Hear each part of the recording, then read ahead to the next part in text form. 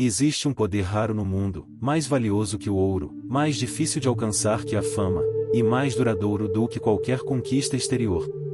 É a serenidade de quem, diante das provocações humanas, permanece inteiro. Enquanto tantos se perdem em reações impulsivas, dominados por ofensas, críticas e contratempos, alguns poucos aprenderam uma ciência esquecida e há de não se deixar afetar.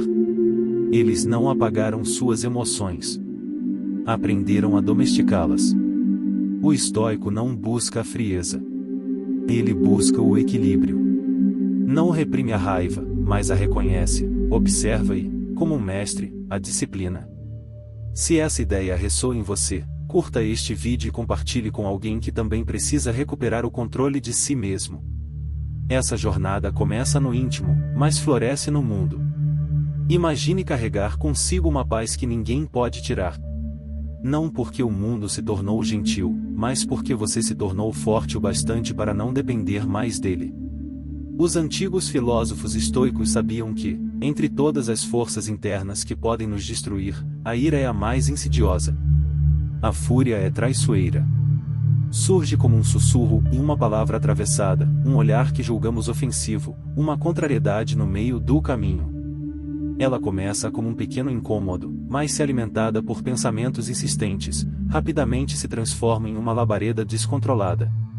E, quando notamos, já queimamos pontes, relacionamentos e a própria lucidez. Marco Aurélio, imperador e pensador, escreveu que a melhor maneira de vencer a ira é impedir que ela chegue a nascer. Quando aprendemos a notar seus sinais mais sutis, evitamos que ela cresça. A diferença entre um sábio e um impulsivo é que o primeiro reconhece o incêndio ainda na faísca. O segundo, só quando já está em chamas. A ira não é força. É desgoverno. É o abandono da razão em troca da selvageria. É como largar o leme do próprio barco em meio à tempestade. Por mais que pareça uma explosão de poder, é, na verdade, o grito da alma que perdeu o controle de si. O dano causado pela ira não se limita ao que fazemos no mundo exterior. Ela age, também, como veneno que se espalha lentamente dentro de nós. Os antigos já sabiam o que a ciência moderna confirmou: a raiva prolongada adoece o corpo. Pressão arterial elevada, imunidade enfraquecida, coração sobrecarregado, tudo isso são sintomas do fogo interno que deixamos crescer. Mas a origem não está nas pessoas, nem nos acontecimentos. Epicteto, o escravo que se tornou mestre da liberdade interior, dizia com firmeza: não são os fatos que nos perturbam, mas o julgamento que fazemos deles. Um insulto, por si só, é apenas um som. Só nos fere quando decidimos torná-lo uma flecha. A liberdade, então, não é não ser insultado. É não dar ao insulto o poder de te definir. Quando conseguimos isso, damos o primeiro passo para vencer a ira, aprendemos que somos senhores da nossa interpretação, e não vítimas dos estímulos externos. No auge de uma discussão, é fácil acreditar que levar a voz, ofender ou até mesmo quebrar algo é uma forma legítima de se fazer ouvir. No entanto, quando o silêncio retorna e a poeira baixa, enxergamos o rastro do estrago que deixamos para trás. Relações preciosas, construídas com anos de afeto e confiança, podem ser destruídas em questão de segundos por uma explosão irrefletida. Uma palavra precipitada pode deixar cicatrizes que o tempo não cura com facilidade. Sêneca advertia que a ira é uma espécie de loucura passageira, um colapso temporário do juízo. Durante esse surto emocional, perdemos o domínio da fala e da ação. Se nos observássemos com honestidade nesses momentos, perceberíamos que a maioria das nossas reações são exageradas, desproporcionais, quase infantis. Pense em uma briga com alguém querido. No calor do confronto, dizer algo cruel parece necessário, talvez até justo. Mas depois, quando o coração esfria, fica claro que teríamos sido mais sensatos se tivéssemos escolhido o silêncio ou a escuta. A maioria das crises se resolve com tempo, escuta e compreensão. A raiva, por outro lado, fecha portas. Torna surdos aqueles que poderiam dialogar. Em vez de buscar soluções, passamos a perseguir culpados. Alimentamos o rancor e perpetuamos o conflito. Os estoicos, que enxergavam a vida com olhos de eternidade, propunham outro caminho, o do domínio interno. Marco Aurélio aconselhava relembrar a brevidade da vida, porque aquilo que nos irrita hoje, amanhã já poderá não importar. E, se tudo passa, por que se perder no que é passageiro? Sêneca, mais uma vez, nos oferecia uma chave poderosa: cultivar a paciência e tratar a provocação como algo neutro, irrelevante. Pois não é a ofensa em si que nos desequilibra, mas o peso que damos a ela. A verdadeira força não está em vencer gritando, mas em permanecer calmo quando todos os ventos sopram contra. A raiva é um oponente íntimo. E quanto mais a alimentamos, mais ela nos domina. Mas o que nos forma também pode ser treinado. Podemos moldar nossa consciência, como um escultor diante da pedra. Quando o impulso vier, antes de ceder, pergunte a si mesmo: vale mesmo a pena ceder ao caos? Nada lá fora tem o poder de nos destruir, exceto se entregarmos nossas rédeas. A calma não nasce da ausência de conflitos. Ela floresce quando aprendemos a responder a eles com sabedoria. Todo sofrimento tem uma origem sutil. E quase sempre, ela se encontra entre aquilo que esperávamos e aquilo que de fato aconteceu. As emoções que mais nos afligem, desgosto, frustração, ressentimento, raiva, não são frutos diretos dos acontecimentos, mas da distância entre o que sonhávamos e o que o mundo nos entregou. Nenhum sentimento negativo nasce do real. Ele nasce da quebra de uma ilusão. Quando criamos roteiros mentais de como as pessoas devem agir, de como os dias devem seguir, de como os resultados precisam se apresentar, nos tornamos escravos de uma ficção. E cada vez que a realidade ousa contrariar esse roteiro invisível, reagimos como se fossemos traídos, quando, na verdade, o erro foi nosso ao esperar que o universo dançasse conforme nossa música. A mente projeta. Cria imagens, expectativas, ideais. E quando esses quadros se despedaçam, surge a dor. Queríamos que nos tratassem com mais cuidado. Que reconhecessem nossos esforços. Que certos planos tivessem dado certo. Mas a vida tem seus próprios caminhos, e resistir a isso é como gritar contra o mar. Os estoicos nos ensinam a alinhar nossos desejos com a realidade, não ao contrário. Aceitar que as pessoas agem conforme suas próprias naturezas, que os eventos são regidos por forças maiores que nós, e que tudo está sujeito à mudança constante. O sábio não se desespera com o que não se cumpre. Ele adapta suas expectativas àquilo que o presente oferece.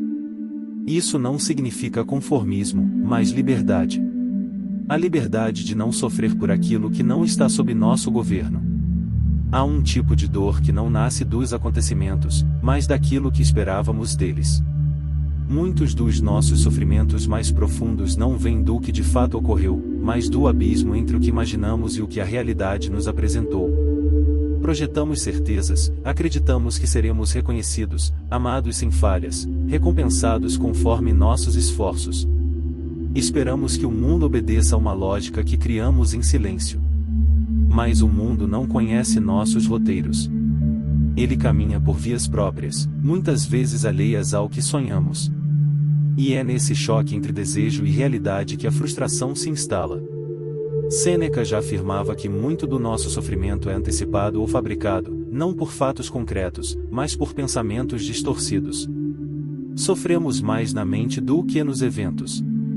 Aquilo que nos dilacera não é o acontecimento em si, mas o peso que lhe damos, o significado que projetamos sobre ele. Pense em alguém que nutre a convicção de que jamais será traído por quem ama. Essa convicção não é um fato. É uma construção. Uma imagem ideal. Quando essa imagem se quebra, a dor que surge não é apenas pelo que ocorreu, mas pelo desmoronamento da expectativa que havia sido erguida com tanta fé.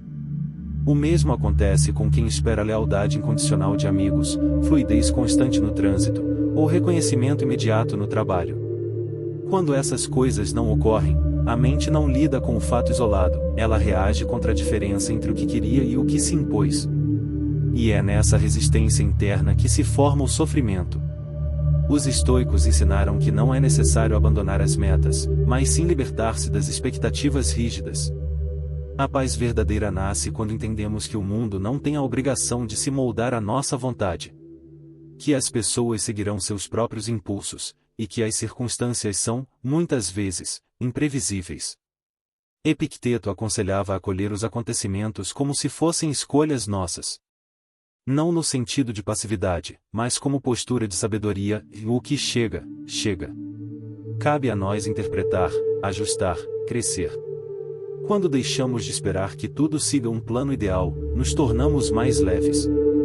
O erro dos outros deixa de ser ofensa pessoal. O imprevisto deixa de ser tragédia.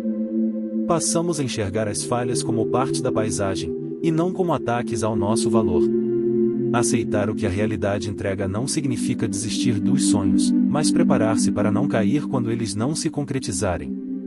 Quando o esforço não gerar retorno, o estoico aprende. Quando o laço se rompe, ele compreende. Quando o caminho muda, ele ajusta a rota. A verdadeira liberdade não está em fazer com que o mundo funcione como esperamos, mas em seguir inteiro mesmo quando ele não coopera. Ao abandonar o ideal fixo de como tudo deveria ser, descobrimos algo raro, uma paz que não depende das condições externas. A raiva, muitas vezes, não é mais do que a dor disfarçada do orgulho ferido. É o grito do ego que não aceita ter sido contrariado. A explosão que nasce do desejo de controlar o incontrolável. Ela surge quando nossas expectativas sobre os outros, sobre o mundo ou sobre nós mesmos são frustradas, e, em vez de aceitarmos isso com humildade, reagimos como se tivéssemos sido injustiçados. A ira se manifesta como uma armadura, mas por trás dela está a fragilidade de quem ainda não aprendeu a abrir mão do controle. O ego quer ter razão. Quer vencer discussões. Quer reconhecimento imediato. Quando tudo isso é negado, ele se revolta. A raiva, então, não é força, é defesa. É a tentativa desesperada de proteger uma imagem idealizada de si mesmo. Os estoicos nos mostram que quanto mais inflado está o ego, mais suscetível ele se torna à frustração. Quem se acha insubstituível, se ofende com facilidade. Quem espera ser reverenciado, se irrita com o menor sinal de desatenção. Quem vive buscando aplauso, entra em colapso diante da crítica. A solução: reduzir o tamanho do ego. Não com humilhação, mas com lucidez. Reconhecer que não somos o centro do universo. Que não estamos imunes ao erro. Que o mundo não gira em torno da nossa vontade. Quando compreendemos isso, a ira perde sua função. Ela se dissolve por falta de alimento. Quando sentimos que fomos ignorados, maltratados ou subestimados, a chama da ira costuma se acender com rapidez.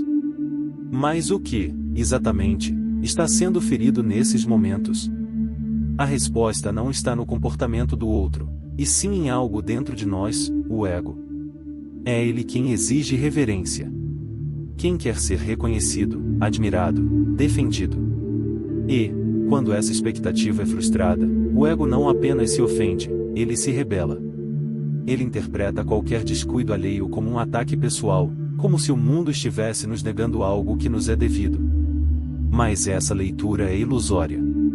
A raiva que brota nesses instantes não nasce do que foi dito ou feito, mas da maneira como escolhemos interpretar. É nossa narrativa interior, alimentada pelo desejo de importância, que transforma simples palavras em afrontas e gestos neutros em desrespeito. Imagine que alguém nos dirige palavras ríspidas.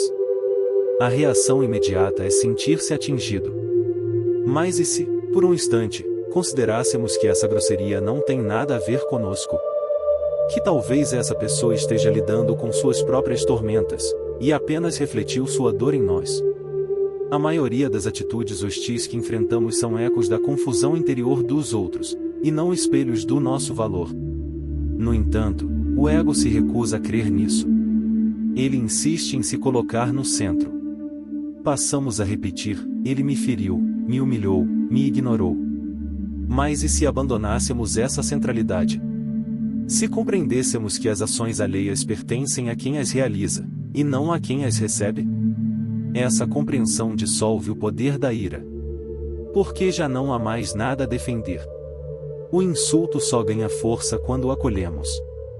Marco Aurélio dizia: não é o que ocorre que perturba, mas o juízo que fazemos sobre o ocorrido. O insulto, por si só, é vento. Só se torna tempestade quando deixamos entrar. Nosso ego, porém, quer revidar. Quer vencer a disputa. Quer provar que está certo. E é aí que caímos em armadilhas, reagimos com fúria, perdemos a razão e entregamos o comando ao impulso. Mas se refletirmos, será que o desrespeito do outro altera quem somos? Será que um comentário cruel pode apagar nossa dignidade? Um exemplo cotidiano é revelador: alguém nos fecha no trânsito. O ego imediatamente interpreta como uma provocação, um ataque direto. Mas, muitas vezes, o outro motorista sequer nos notou. E mesmo assim, reagimos como se fosse um duelo de honra. Essa reação revela mais sobre nossa insegurança do que sobre a intenção do outro. A verdade é que se aceitássemos o evento como neutro, se não colocássemos o eu como centro da cena, evitaríamos o veneno da raiva. O mesmo vale para relações pessoais, ambiente de trabalho ou qualquer outro cenário da vida comum. A história que contamos a nós mesmos sobre os fatos é o que realmente molda nossa resposta emocional. Os estoicos sabiam que o controle da ira começa quando se reconhece o papel disfarçado do ego. Quando não buscamos aprovação constante. Quando não deixamos nossa paz depender da imagem que os outros fazem de nós.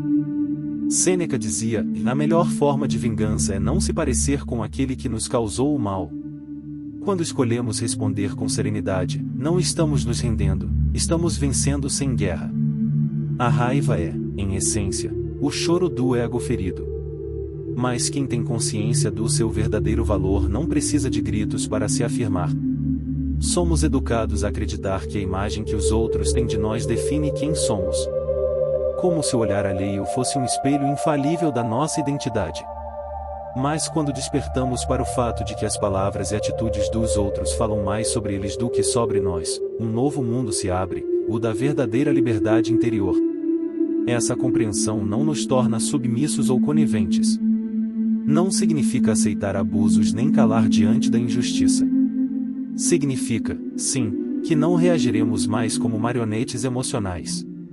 A diferença entre o sábio e o impulsivo está em como respondem aos golpes da vida. Um se inflama, o outro avalia. Um age por impulso, o outro por consciência. A paz duradoura não vem de dominar o outro, mas de nos governarmos por dentro. E quando o ego deixa de ser o centro absoluto das nossas interpretações, a raiva perde sua utilidade. Ela deixa de ser necessária, pois não há mais honra a ser defendida, imagem a ser preservada, nem narrativa a ser imposta. Há apenas o compromisso com a lucidez. Poucas correntes são tão pesadas quanto o ressentimento. E, muitas vezes, carregamos esse peso acreditando que é justo. Pensamos que guardar rancor é uma forma de punição ao outro. Mas, na prática, é um veneno que bebemos todos os dias esperando que o outro adoeça. A raiva não fere quem nos machucou. Fere a nós. Ela consome espaço dentro de nós, interfere no nosso sono, nas nossas decisões, no nosso humor. Ela acorrenta a nossa mente ao passado, transformando memórias em feridas abertas que nunca cicatrizam porque insistimos em tocá-las. Perdoar, por outro lado, não é absolver. Não é esquecer ingenuamente. É soltar o peso. É se recusar a seguir revivendo uma dor que já deveria ter sido enterrada. O perdão é uma forma de limpeza interior, uma forma de esvaziar o coração para que ele volte a respirar. Não se trata de fazer um favor ao outro, mas de resgatar a si mesmo. Ao contrário do que o orgulho costuma sugerir, perdoar não é sinal de fraqueza. É um ato de coragem. É reconhecer que continuar alimentando o rancor só perpetua a escravidão emocional. Sêneca advertia: quem age movido pela raiva perde o controle de si. E quem perde o controle de si mesmo se torna refém do ofensor. Imaginemos alguém que foi traído por um amigo próximo. A resposta natural seria a fúria, a amargura, o impulso de revidar. Mas por quanto tempo é possível sustentar esse veneno sem que ele corroa a alma de quem o carrega? Aquele que nos traiu já seguiu seu caminho. Mas o ressentimento nos mantém amarrados a ele. Cada pensamento, cada lembrança da dor reabre uma ferida. E assim, perpetuamos a ofensa dentro de nós, mesmo quando o ofensor já se esqueceu dela. Marco Aurélio aconselhava: a melhor resposta ao mal é não imitá-lo. E nesse conselho está uma das maiores formas de libertação. Ao escolher o perdão, recuperamos nossa autonomia. Não estamos mais sob o controle de quem nos machucou. Escolhemos não reagir como vítimas, mas como senhores do nosso próprio espírito. Perdoar não é apagar o passado. É decidir que ele não ditará mais nossos próximos passos. Quando perdoamos de forma sincera, não estamos assinando um pacto de esquecimento, nem concedendo carta branca ao ofensor. Estamos, na verdade, libertando a nós mesmos do cárcere do rancor. Estamos aceitando que o passado, por mais doloroso que tenha sido, não tem mais o direito de moldar quem somos hoje. Perdoar não significa reconciliação, nem confiança restaurada. Significa apenas, e profundamente, que não permitiremos mais que a ferida sangrenta dite os rumos da nossa mente. É uma escolha deliberada, racional, firme. Não é feita às pressas, nem imposta por obrigação. É um gesto de soberania interna. Epicteto recordava que não podemos controlar as ações dos outros, mas sempre seremos os senhores daquilo que escolhemos sentir diante delas. O insulto, isoladamente, é apenas som. A mágoa nasce quando lhe damos valor. Perdoar, então, é silenciar esse valor, não como quem ignora, mas como quem se recusa a ser refém. Não é conivência. É a maturidade. É a coragem de não carregar pesos inúteis. E nesse espaço de leveza, encontramos algo raro: clareza. Deixamos de desperdiçar energia em batalhas mentais que já não existem fora da nossa lembrança. Deixamos de querer provar algo para quem já não escuta. E, principalmente, deixamos de ser moldados pelo veneno da ira. A vingança mais poderosa é seguir inteiro. É mostrar, com serenidade, que a dor não nos transformou em algo amargo, que seguimos andando sem perder o eixo. A verdadeira libertação é aquela que começa dentro, e o perdão é a chave que abre essa porta. Diante de uma provocação, nosso primeiro impulso é reagir, retrucar, defender, atacar. O sangue esquenta, o orgulho fala mais alto, a emoção comanda o corpo. Mas justamente nesse momento é que se revela quem somos, e reativos ou conscientes. Agir sob impulso é como jogar fogo sobre o fogo. Alimenta o caos, perpetua o conflito, desgasta o espírito. É por isso que a não reação, longe de ser fraqueza, é uma das formas mais elevadas de força. Não se trata de calar por covardia, mas de escolher o silêncio como uma espada invisível. Uma pausa estratégica que impede que digamos aquilo que o arrependimento não poderá apagar. A não reação é uma prática, um treino, um exercício de domínio interior. Quando alguém nos provoca, o mundo nos oferece uma escolha: seguir como escravos do instinto ou assumir o comando da própria mente. Marco Aurélio nos aconselhava: não se iguale ao que te ofende. Porque, ao fazer isso, você se transforma naquilo que condena. Responder no calor do momento pode parecer justo, mas, quase sempre, só agrava a ferida. Por outro lado, manter a calma diante da fúria alheia é como segurar as rédeas de um cavalo selvagem. Não é fácil, mas prova quem de fato está no controle. Na rotina, as chances de praticar essa virtude são inúmeras: o colega ríspido, o motorista impaciente, o parente que insiste em discussões inúteis. Cada um deles pode ser visto como um teste. E cada vez que escolhemos não reagir, fortalecemos nossa fortaleza interior. Há momentos em que o sangue esquenta, os músculos se tensionam e a mente exige uma resposta imediata. Tudo dentro de nós clama por reação. É nesses instantes que a verdadeira prova começa: a resistir. Epicteto nos ensinava que não é o evento em si que nos perturba, mas a lente com que o observamos. Uma crítica, por exemplo, pode ser encarada como um ataque direto, ou como uma oportunidade de refletir. Tudo depende do espaço que existe entre o estímulo e a resposta. E esse espaço se chama consciência. Quando alguém nos confronta diante de outros, a primeira tendência é revidar, defender-se, contra-atacar, manter a imagem intacta. Mas e se, por um instante, respirássemos? Se nos dessemos a chance de olhar para a situação sem o véu da emoção? Talvez víssemos que não vale a pena. Que o silêncio, ali, é mais nobre do que qualquer argumento. A não reação é, portanto, uma escolha. Uma das mais difíceis. A maioria das pessoas age de forma automática. Gritam quando contrariadas, reagem por impulso, atropelam os próprios princípios em nome do orgulho ferido. Mas o poder verdadeiro está em quem decide quando e como agir. Não por medo, mas por domínio. Sêneca observava que o tempo tem o dom de suavizar tudo. Aquilo que hoje parece imperdoável, amanhã será irrelevante. Por isso, quem espera, quem pensa antes de agir, quase sempre responde melhor. Praticar a não reação não é ser omisso, nem aceitar desrespeito. É agir quando for necessário, mas com a mente lúcida e o espírito tranquilo. Não é recuar, é escolher o terreno da razão para lutar. E, muitas vezes, ao não responder de imediato, ganhamos algo valioso: perspectiva. Responder com equilíbrio, quando todos esperam confronto, é desarmar o caos com sabedoria. É trocar a necessidade de vencer pela escolha de permanecer em paz. Cada vez que você for tomado pelo impulso de reagir, lembre-se, você não é o que sente. Você é o que escolhe fazer com o que sente. E quando você dominar essa arte, perceberá que os conflitos se dissipam, que a ansiedade se enfraquece, que o outro perde o poder de te desestabilizar. Porque a verdadeira liberdade não está em ter razão, mas em ser senhor de si. A raiva, muitas vezes, é apenas a ponta do iceberg. O que está oculto, abaixo da superfície, é bem mais delicado: insegurança, medo de rejeição, autoestima fragilizada. Quando não estamos confortáveis com quem somos, qualquer gesto alheio parece um ataque. Um comentário neutro se torna provocação. Um olhar diferente parece julgamento.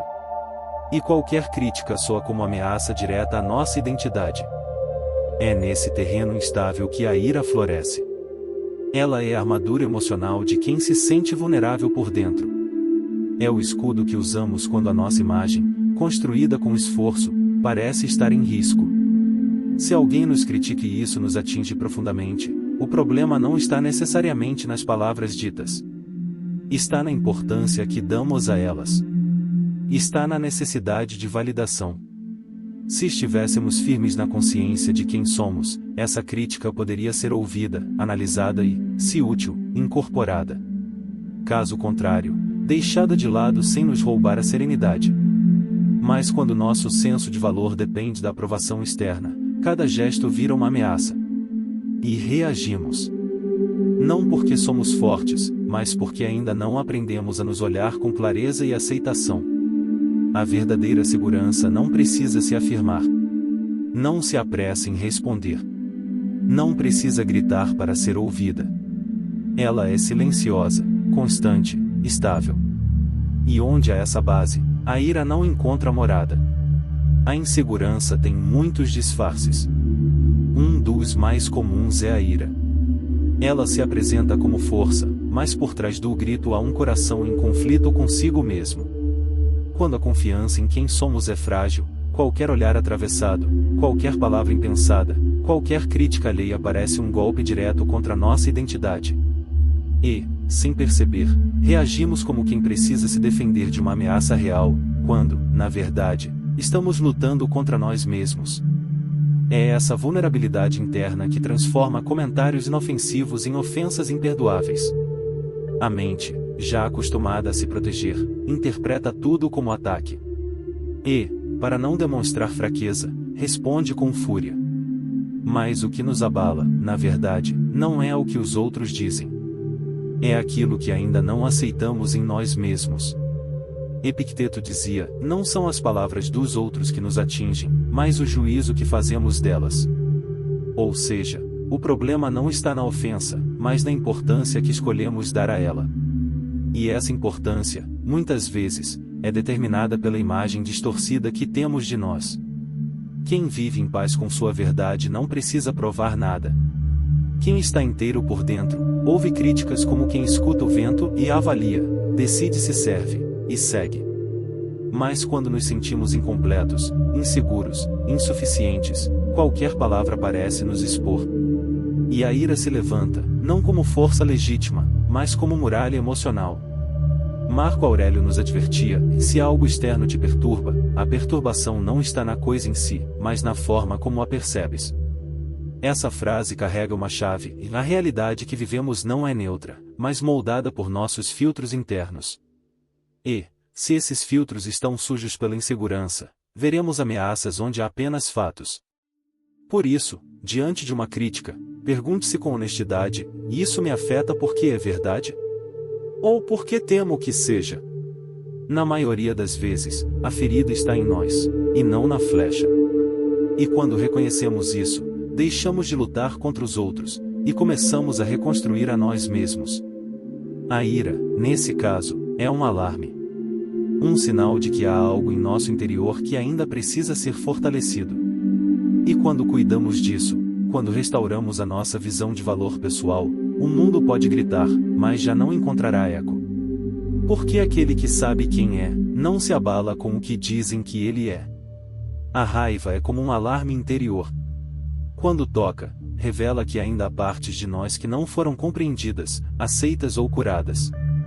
Cada reação explosiva é, na verdade, um sinal, não de que o mundo está errado, mas de que ainda há algo dentro de nós que clama por atenção.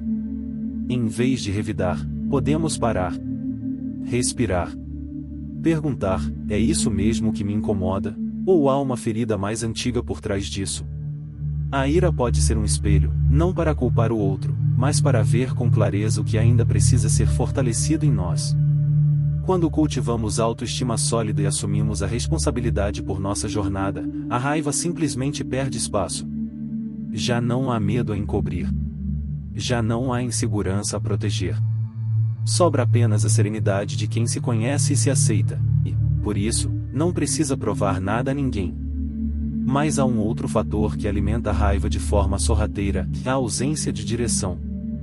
Quando não sabemos por que nos levantamos todos os dias, tudo nos parece pesado. As pequenas frustrações se transformam em grandes tormentas. A rotina se torna uma prisão. O mundo inteiro parece nos provocar. Nesse estado, qualquer atraso, crítica ou inconveniente é visto como ameaça. Não porque o mundo esteja pior, mas porque estamos vazios de propósito. E onde falta sentido, sobra irritação. Os antigos estoicos sabiam: o verdadeiro remédio para a alma inquieta é viver por algo que transcenda os pequenos problemas.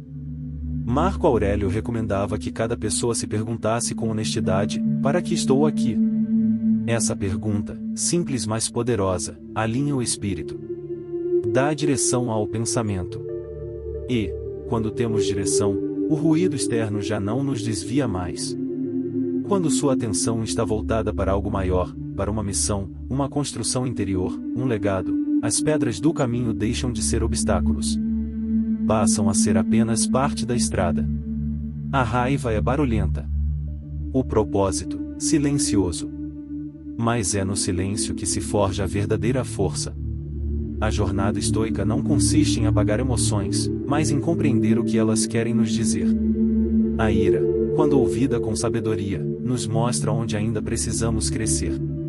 O ego, quando observado sem julgamento, revela os pontos frágeis da nossa identidade. E o propósito, quando assumido com coragem, nos protege das distrações da alma. Você não precisa reagir a tudo. Não precisa provar o seu valor. Nem corrigir a visão que os outros têm de você. Tudo isso é ruído. A sua paz vale mais. A sua mente pode ser sua maior prisão, ou seu maior templo. Você escolhe. A raiva já não encontrava morada. Não porque os problemas haviam desaparecido, mas porque havia algo mais importante no qual repousar os olhos. A mente, antes refém de reações impulsivas, agora estava ocupada com algo que a preenchia, um propósito. Os estoicos não nos dizem para esperar que o universo nos revele o sentido da existência. Eles nos desafiam a criar esse sentido. Propósito não é presente, é decisão. Não é revelação divina, é construção cotidiana. Epicteto nos lembra que cabe a cada ser humano decidir em quem deseja se transformar e o que deseja oferecer ao mundo. Essa é uma responsabilidade pessoal, intransferível. Não se trata de aguardar a motivação perfeita, mas de agir, mesmo sem vontade, em direção àquilo que tem valor. Quando encontramos ou definimos esse propósito, tudo muda por dentro. A frustração perde força. A necessidade de agradar, de convencer, de vencer discussões, desaparece.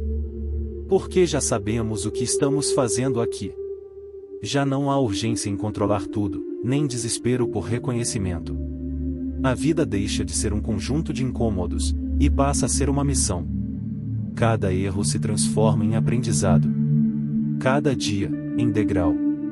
E nesse contexto, a raiva aparece e desnecessária. Quase irrelevante. Não porque o mundo ficou mais leve, mas porque o peso agora é sustentado por algo maior. Se hoje você sente que tudo te irrita, que cada comentário te atinge, que cada obstáculo te esgota, talvez a pergunta não seja como lidar com a raiva, mas sim, em o que está faltando para dar sentido aos meus dias.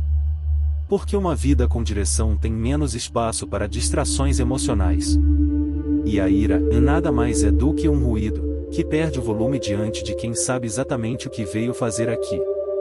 Somos ensinados a acreditar que é da nossa natureza reagir assim. Que somos impacientes por instinto. Que não conseguimos evitar certas explosões porque nascemos assim. Mas essa é uma narrativa cômoda e falsa.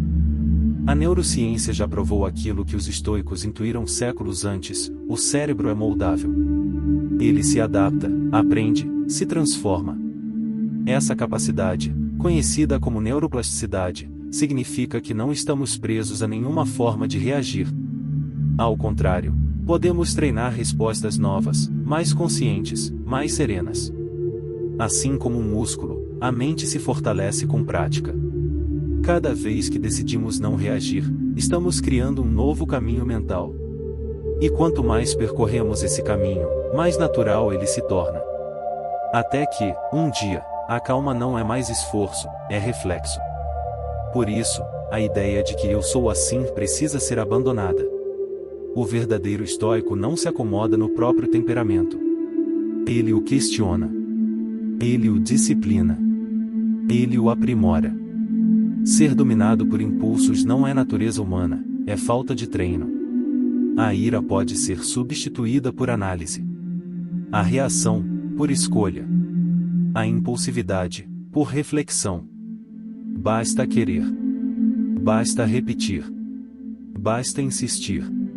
Se você reage com fúria hoje, não significa que reagirá assim para sempre. Mas é preciso plantar, mesmo que não haja frutos imediatos.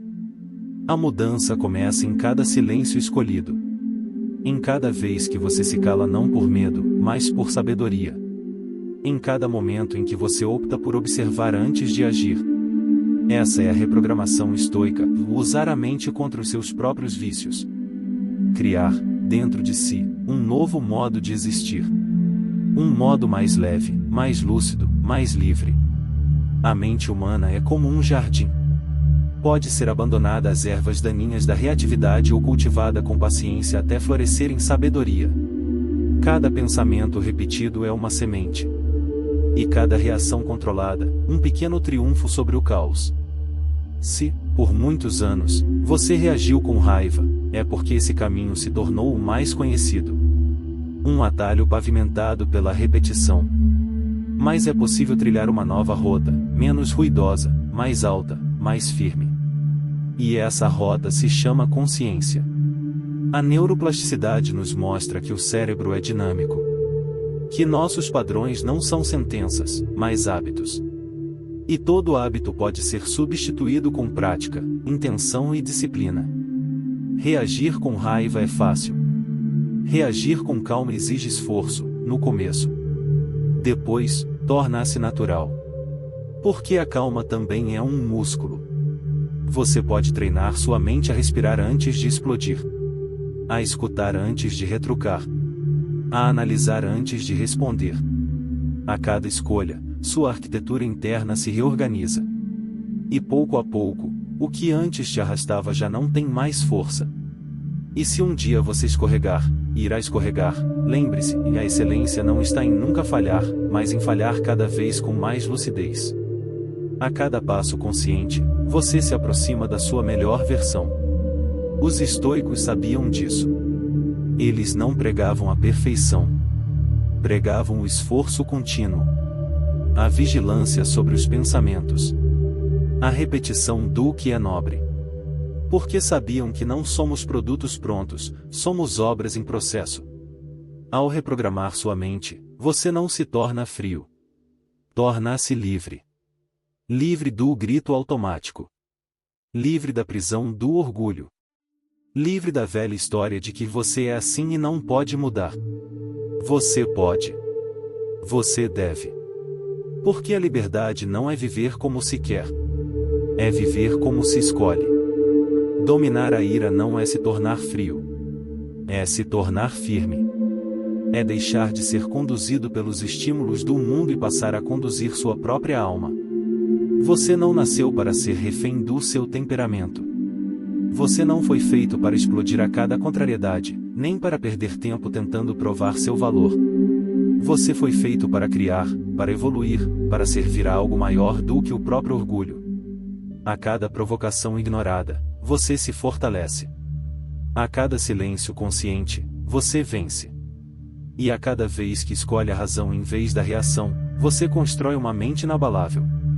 A verdadeira força não é aquela que se impõe, mas aquela que se contém. Curta este vídeo, compartilhe com alguém que está tentando reconquistar a paz interior e inscreva-se para continuar essa jornada de lucidez, propósito e autocontrole. E lembre-se, a liberdade não está em reagir ao mundo, mas em decidir quem você será diante dele.